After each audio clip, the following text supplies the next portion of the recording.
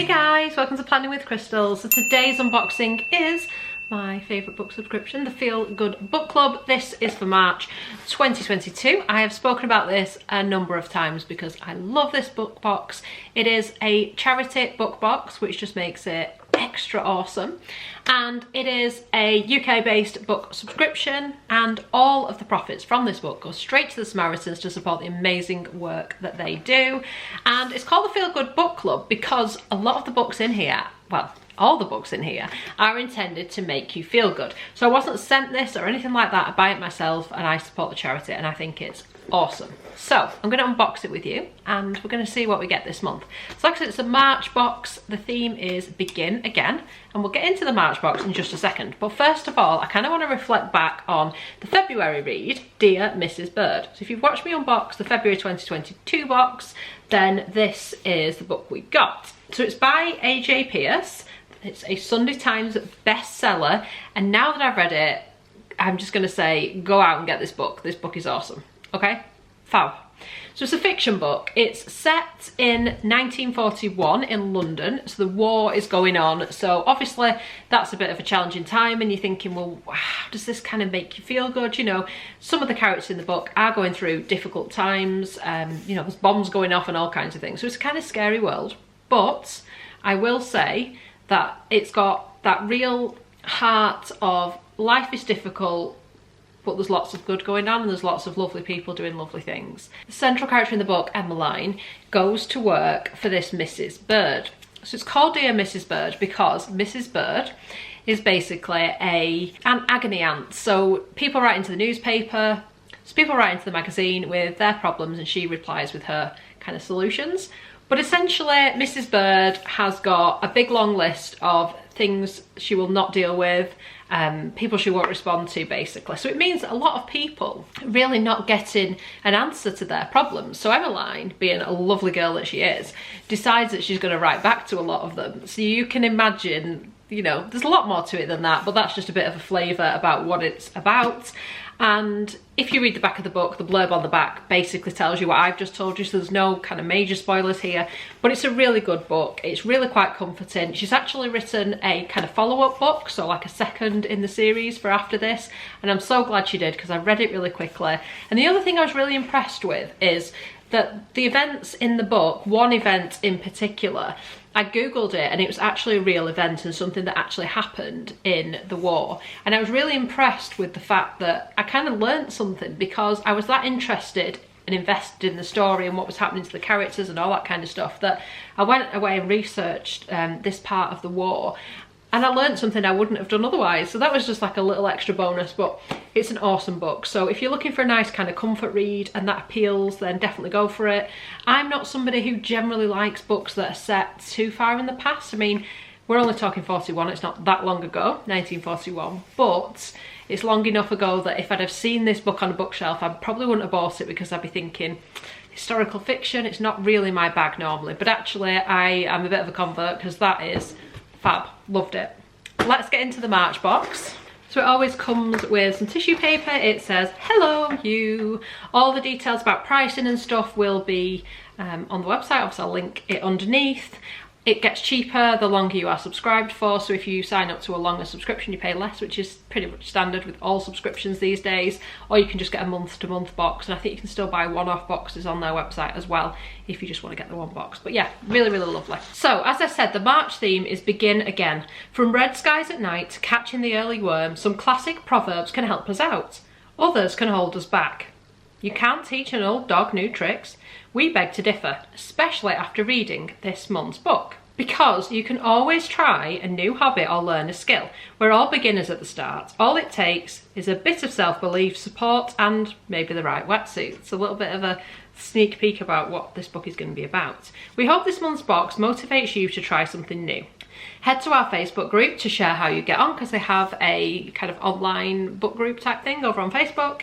As always, Thank you for being a part of our Feel Good Book Club. With every box, you're helping Samaritans to be there day or night for anyone struggling to cope. So inside here, we always get one of these. I call it a little lift. So it's just like a nice little card. You can frame it, you can give it to someone, you can put it in your journal, whatever you want to do, with a nice little quote on it. So this one is Over and Over We Begin Again, and it's by Banana Yoshimoto. So every month, it's a book box, we get a book, but we also get some treats. So we're going to go through the treats first, and then I will share the book with you.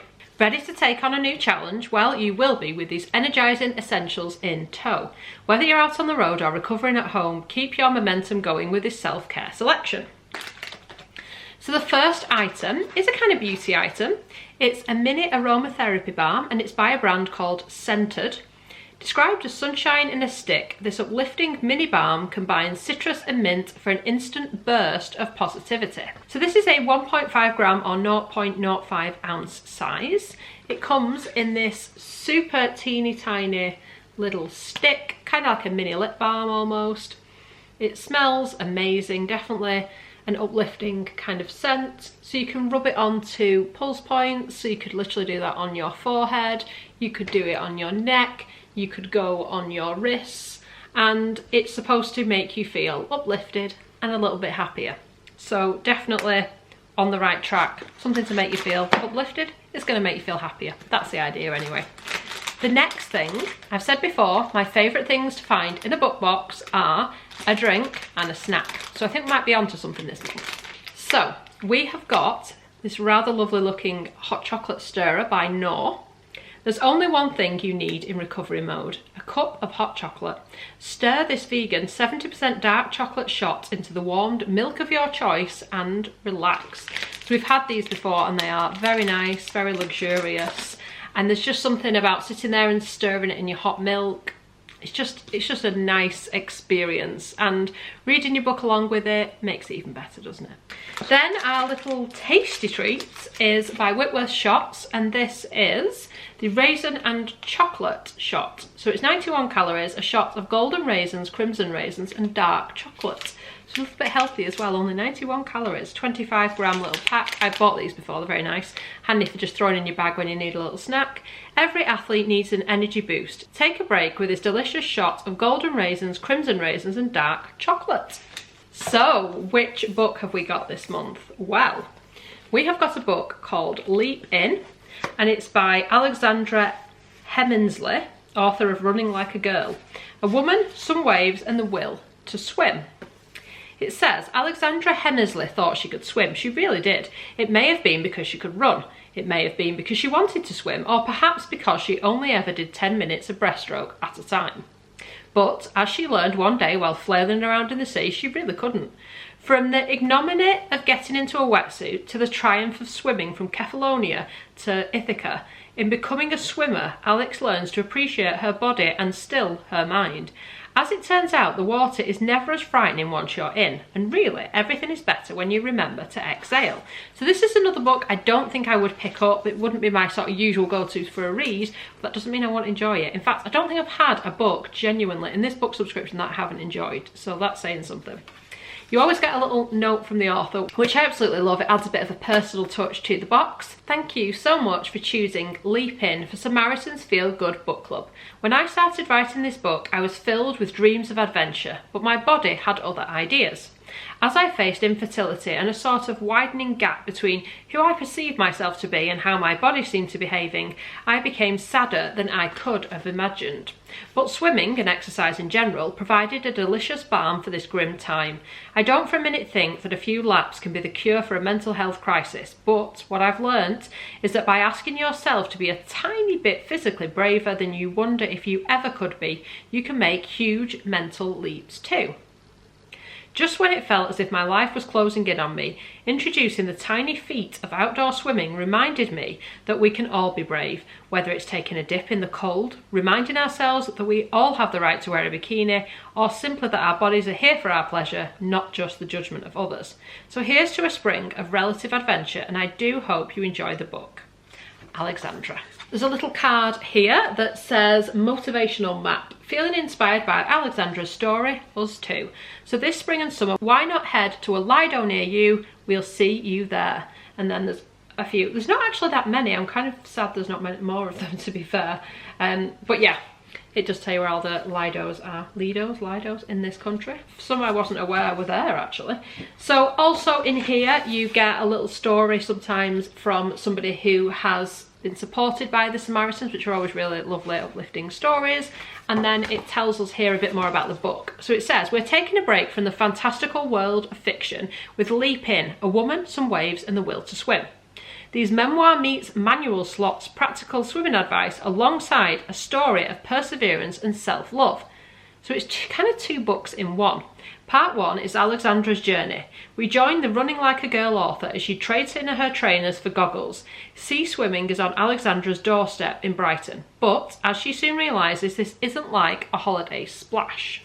This is swimming against the tides in open water, whatever the weather. Part 2.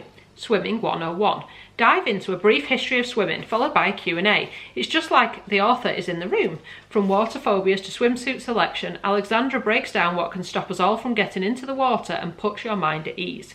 Through swimming, Alexandra learns invaluable lessons that apply to whatever else is going on in her life. Trust your instincts, love your body. With every breath in, always take a long breath out. And Esther from the Feel Good Book Club team says, this is such an inspiring story and has so many important reminders to be grateful for your body. Wild swimming, here I come. So what do I think of this month's box? I think this is an interesting little aromatherapy balm. I think I've had one of these before in a different subscription. It's certainly an easier way to kind of make aromatherapy feel a bit more accessible if you kind of don't know what you're doing with it, like myself. It's all nicely balanced, easy to use and what have you, so it's a good way to sort of try and see if that's something that will work for you. In terms of the drink and snack, probably not my favourite. I do love hot chocolate, but I have to kind of be in the mood for dark, so I would have preferred it with like milk. But given that this is a vegan hot chocolate, I guess that's another reason for it being like a dark chocolate. I like these, but it doesn't feel as much of a treat as if I was having a nice chocolate bar or a bag of sweets, you know? Obviously, I just like naughty sweets and chocolate rather than healthy treats. But I guess if you are somebody who wants to get into a healthier kind of space, then this is a good option because it sort of leans a little bit more towards that than your sort of general like tea, coffee and chocolate bar type thing. But anyway, the book looks interesting. Like I said, not something I would pick up myself, but I am going to read it and I'll report back next month and let you know what I thought of this book. So let me know in the comments, what do you think of this month's box? Is it one you might try or are tempted to try? Or have you got too many books like me? I shouldn't be getting book boxes after too many books, but I just love this, so I can't help it.